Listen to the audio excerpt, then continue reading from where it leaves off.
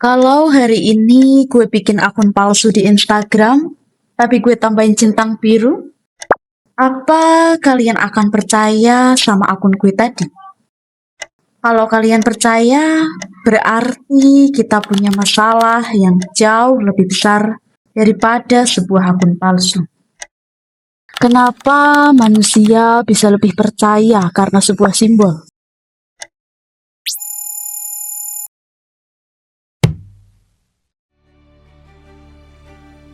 Sekarang gue coba search di Instagram.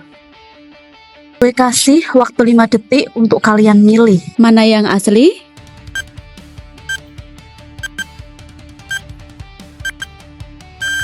Gue pastikan 100% lu bakal jawab yang followersnya paling banyak. Itu wajar, karena yang barusan gue search adalah orang yang sudah terkenal. Tapi kalau gue ganti searchnya ke akun jual beli, akun yang mana yang bisa kalian percaya? Yang ada centangnya kan? Pernah nggak kalian mikir kenapa centang biru bisa membuat kita lebih cepat percaya? Padahal centang biru nggak pernah menjanjikan kalau orang itu baik. Tapi entah sejak kapan otak kita membuat kesimpulannya sendiri. Dan menurut gue, disinilah masalah sebenarnya dimulai. Karena kita bukan lagi menilai seseorang, kita menilai simbolnya.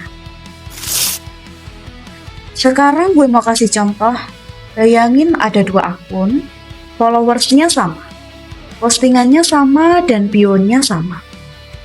Bedanya, yang satu punya centang biru dan satunya tidak. Kalau 2 akun itu sama-sama berjualan, sama-sama buka kelas, sama-sama promosi, dan sama-sama minta transfer, kalian lebih percaya yang mana? Kemungkinan besar yang ada centangnya. Padahal belum ada satupun bukti kalau dia lebih jujur, lebih pintar, atau bisa dipercaya.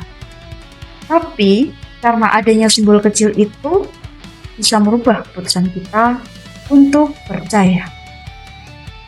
Dan disinilah gue mulai sadar yang diperjualbelikan bukan lagi barang, bukan lagi jasa, tapi kepercayaan. Kepercayaan adalah mata uang yang paling mahal di internet. Dulu, orang harus membangun reputasi bertahun-tahun supaya bisa dipercaya. Hari ini, sebagian platform mulai menawarkan cara lain, menyewakan verifikasi identitas. Gue nggak bilang semua orang yang punya centang biru adalah penipu. Banyak kreator, jurnalis, atlet, artis, dan perusahaan yang memang layak memiliki simbol itu. Tapi pertanyaannya bukan itu. Kalau simbol kepercayaan bisa dibeli, apakah ada cara lain untuk kita membedakan mana yang asli dan mana yang palsu? Dan di sini muncul pertanyaan yang jauh lebih menarik. Kalau memang centang biru sudah tidak lagi sepenuhnya eksklusif, kenapa masih banyak orang yang tetap mau berlangganan? Apa mereka benar-benar membutuhkannya? Atau mereka sadar kalau dengan simbol itu bisa membuat lebih banyak orang akan melihat dan langsung percaya ke akun mereka?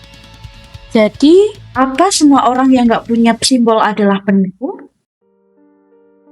Berarti, masalahnya bukan lagi ada atau tidaknya centang biru. Masalahnya adalah cara kita menilai seseorang. Dan sekarang gue coba balik dari sudut pandang yang berbeda. Gimana kalau orang yang memang berniat menipu justru memakai simbol itu? Bukankah itu yang paling berbahaya? Karena kalau para penipu itu tahu sebuah simbol bisa dipercaya banyak orang, maka yang pertama mereka cari bukan korbannya, tapi simbol tersebut.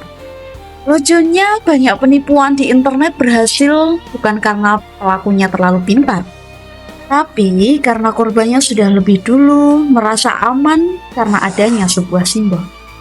Jadi masalahnya bukan lagi siapa yang punya centang biru.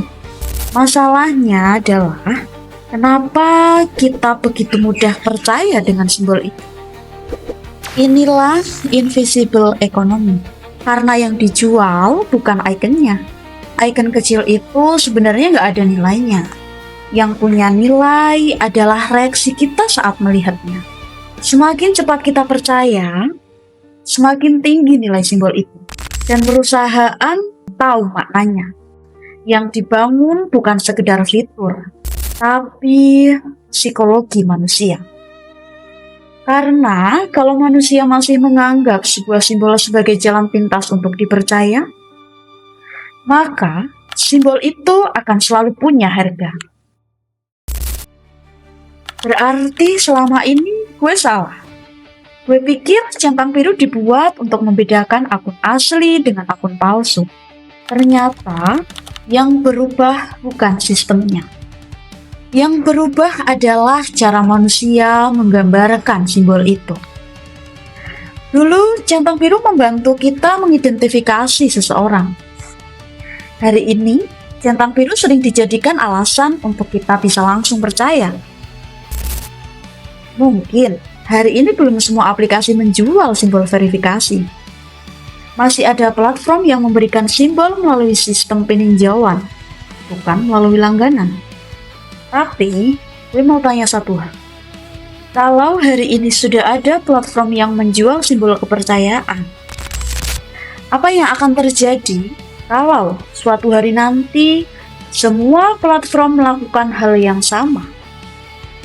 Kalau itu benar terjadi, lalu bagaimana caranya kita bisa membedakan siapa yang benar-benar layak untuk dipercaya?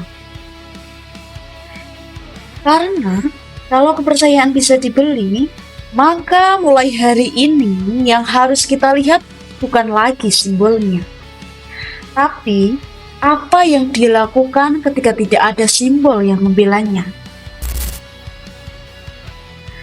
Invisible economy bukan centang biru. Centang biru hanyalah barang bukti. Yang sebenarnya sedang diperjualbelikan adalah kepercayaan kita. Dan mungkin itulah aset yang paling mahal di internet. Gue nggak minta kalian berhenti percaya sama orang yang punya centang biru. Gue cuma minta jangan pernah menjadikan centang biru sebagai alasan untuk langsung percaya. Karena di dunia yang penuh dengan simbol, mungkin yang paling langka bukan lagi simbol verifikasi, tapi manusia yang benar-benar layak untuk dipercaya. Stay king, see you next aspect, don't play with ego.